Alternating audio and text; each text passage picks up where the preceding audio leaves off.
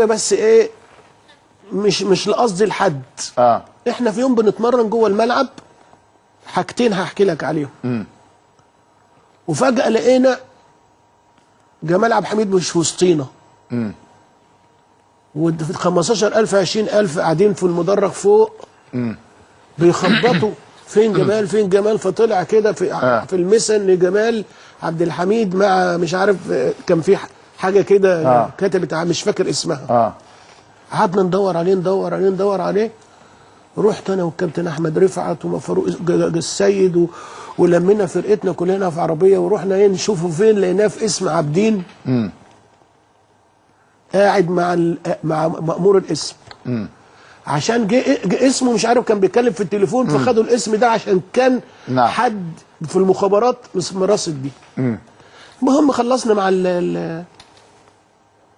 المأمور وخدت انا والكابتن احمد رفعت بقى عشان نروحه. فقال لا انا هجيب اكل واوديها لفلانه. يا عم احنا لسه فل يا عم احنا لسه راح حطت ايدي في ايد كابتن احمد. احنا الثلاثه حلف بربنا ان من النهارده ان انا هبقى في بني ادم تاني خالص. تصوم تصلي تزكي تعمل. قال لي من بكره احنا كنا بنروح التمرين بس التمرين الساعه 5 نروح 4 او 3 ونص. احنا اوضتنا جنب منهم. هم جايبين كده ضمان حديد وكانوا بيلعبوا فولي بالهيدز بالدماغ. فولي بالهيدز. فجأة لقينا الله اكبر الله اكبر الله اكبر صلاة العصر. كويس. دخلت انا والكابتن احمد رفعت دخلنا اوضه اللعيبه كبيره عشان نصلي. الافندي اللي اسمه